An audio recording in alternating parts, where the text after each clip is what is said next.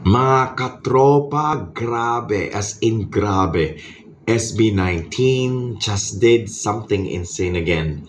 As in, record-breaking levels of insane. Alam niyo na to, nag-sold out lang naman ang kanilang concert sa Philippine Arena. OMG, in less than 7 hours. Hindi to basta-basta. Alam niyo bang ang Philippine Arena ang largest indoor arena in the world? Tapos, P-pop group natin ang nagpakitang gilas dito. Ha? P-pop. P-pop rise is real.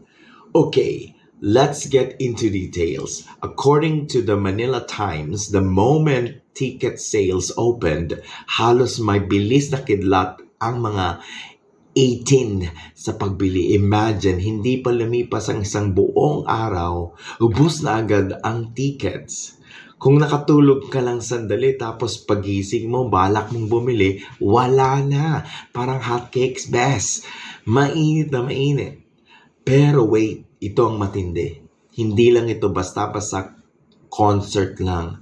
Malamang ito ng pinakamalaking solo concert ng SB19 sa Pilipinas ever. Alam naman natin from Go Up days hanggang ngayon, sobrang layo na nang narating nila. Tapos ngayon, kaya nilang mag-full house sa Philippine Arena. What a flex! So anong ibig sabihin nito? Simple lang. P-pop is no longer just rising. It has risen. As in, nasa taas, as in mataas na siya. If before, sinasabing, kaya ba ng P-pop ang ganitong kalaking venue? SB19 just answered that question loud and clear. Walang hinto, walang keme. At syempre, let's appreciate the 18. Alam na natin na isa ito sa pinaka-solid na fandoms ever. Their dedication, grabe. Kahit saan makarating ang SB19, laging nandyan to support SB19 100%. Alam mo yung may concert announcement pa lang, nag-aabang na sila sa pila. Nagbabadyang magbenta ng atay, joke lang. Pero seryoso, they go all out. Respect.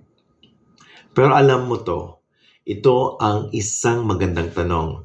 With this kind of success, dapat bang ma-pressure ang ibang artist na gawin din ito? Well, for me, ang sagot dyan ay hindi.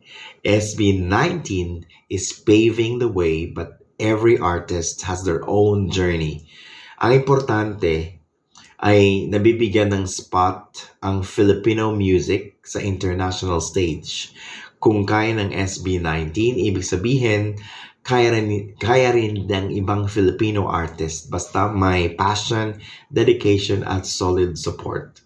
So ayun na nga mga katropa.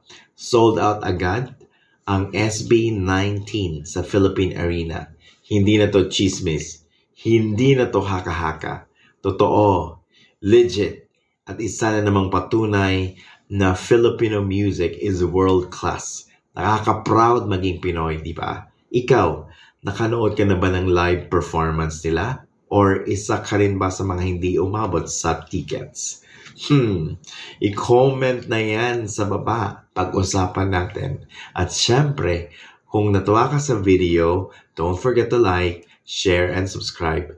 Kita-kits ulit sa next chikahan natin. P-pop. Let's go!